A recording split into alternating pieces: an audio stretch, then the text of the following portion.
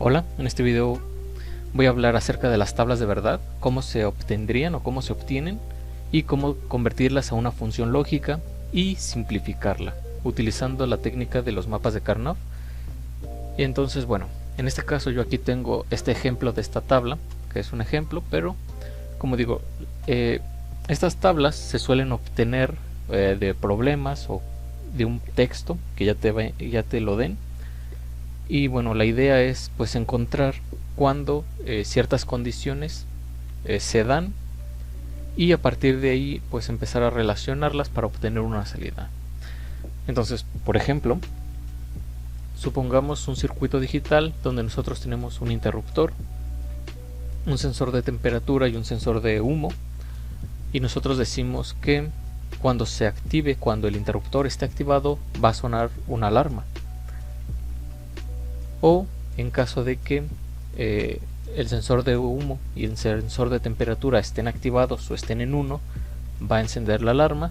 O en caso de que tanto el interruptor como el sensor de temperatura como el de humo estén activados, va a sonar una alarma y va a activar los aspersores. O diferentes combinaciones que se puedan dar, ¿no?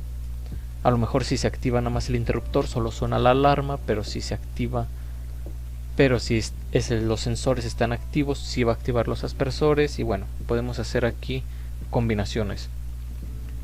Para la parte de circuitos neumáticos o hidráulicos, podemos imaginar que tenemos, por ejemplo, un cilindro de simple efecto, y cuando nosotros activemos o presionemos un botón, este pistón va a bajar, ya sea porque tenga algún taladro o alguna herramienta.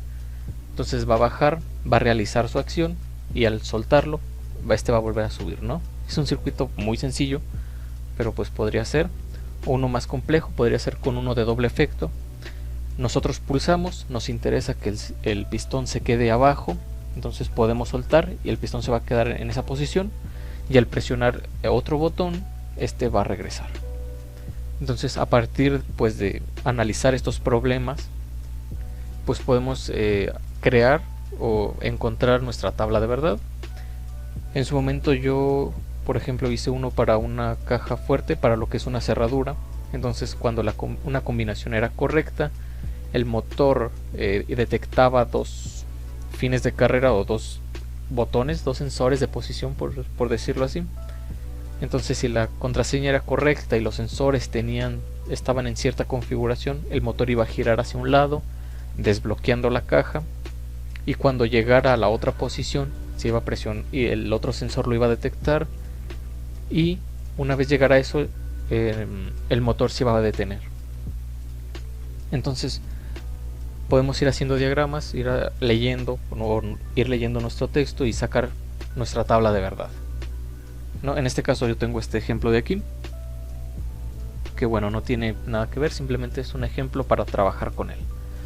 Ahora que ya sabemos de dónde vienen nuestras tablas de verdad, vamos a convertirlas a una función lógica, ¿no? Cómo transformar toda esta tabla de aquí a una expresión, por decirlo así, matemática, que pues nos ahorre tener que escribir toda esta tabla, y lo podemos tener como de forma matemática. Y después vamos a simplificar para no tener toda una expresión grande y poder optimizar mejor nuestras cosas.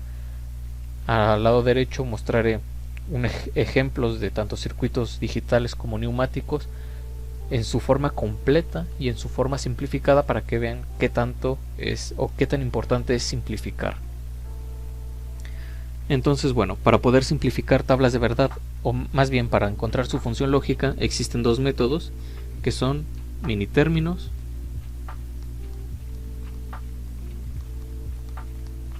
y lo que son maxi términos.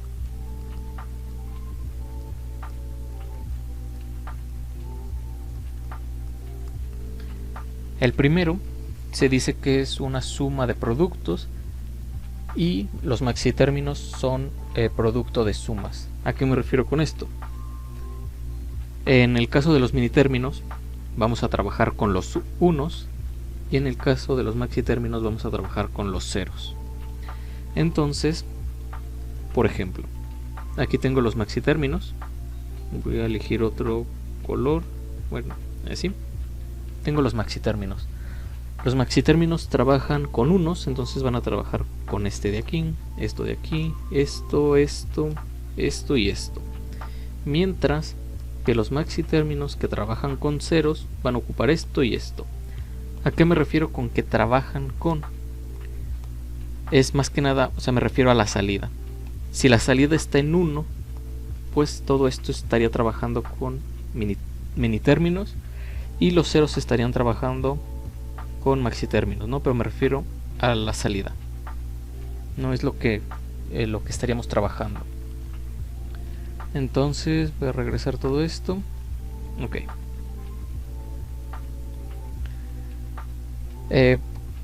La teoría nos dice que o intuitivamente podemos decir que si tenemos pocos ceros es conveniente utilizar minitérminos, porque pues solamente tendríamos una expresión.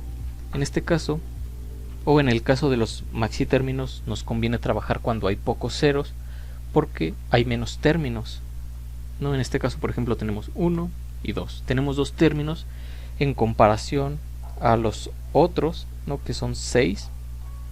Entonces, pues podríamos decir que la expresión en maxitérminos está más simplificada, pero en mi experiencia, o en mi opinión, es conveniente trabajar con minitérminos. Incluso es más común trabajar con minitérminos que con maxitérminos. Entonces, bueno, voy a hacer el ejemplo para ambos. Entonces voy a poner la expresión z va a ser igual a a, y vamos a empezar por esta de aquí. Entonces vamos a tener a, b y c, y va a ser negado. Cuando tengamos un 0 en la entrada, como en este caso los 3 son 0, lo que es a, b y c, entonces los voy a negar. ¿Cómo se niegan? Con una rayita encima. Minitérminos nos dice que es una suma de productos, entonces ya tengo mi primer producto o mi primer término. Vamos al que sigue. Entonces tengo a, b y c, y en este caso es esto de aquí. Bueno, los voy a marcar todos, y es este de aquí y este. Entonces este de aquí es negado y negado. Vamos al tercer término, donde solamente la a es negada y los demás, como son unos, los podemos dejar de esa manera. Vamos al siguiente término, tenemos a, estos van negados, más a y b son normales y el que es negado es el c, más, y todo lo tenemos normal, ¿no? De esta manera tenemos nuestra función lógica, que tiene 6 términos porque tenemos 6 unos en nuestra tabla de verdad. ¿Cómo quedaría en maxitérminos? Esta nos dice que es el producto de sumas. Entonces vamos a agarrar a más b más c, y en este caso lo que vamos a negar son los unos, es lo contrario, y vamos a sumar, y es un producto de sumas. Entonces vamos a multiplicar, vamos a agregar otro paréntesis, a negado más b más c, y así, ¿no? Y esto sería nuestra z. Entonces a simple vista pues podemos decir que nos conviene utilizar maxitérminos porque hay menos ceros, no en comparación a minitérminos, que nos quedó una expresión muy grande, y en realidad sí. Pero el problema viene a la hora de simplificar. Si nosotros vamos a utilizar, si nosotros lo que vamos a utilizar es un método de simplificación por álgebra, pues realmente nos conviene utilizar minitérminos porque es más fácil simplificar. Porque yo, por ejemplo, puedo ver que este término y este término están aquí, son un término común. Entonces puedo decir que a y c negada, puedo multiplicar a b negada más b. Y por ejemplo esto, probablemente hay alguna regla que me dice que esto es algún tipo de resultado, ¿no? Voy a investigar rápidamente.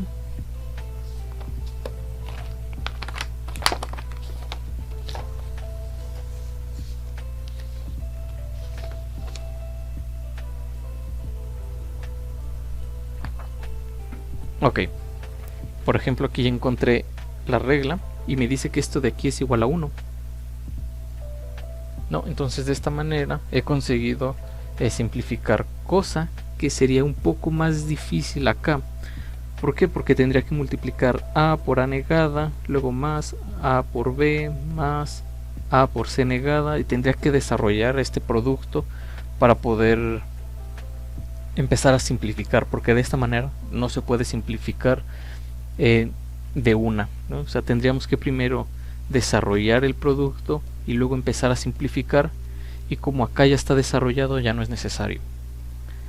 Entonces, como este video se está haciendo algo largo, lo voy a dividir en dos partes. Entonces eso sería todo, nos vemos en el siguiente video, adiós.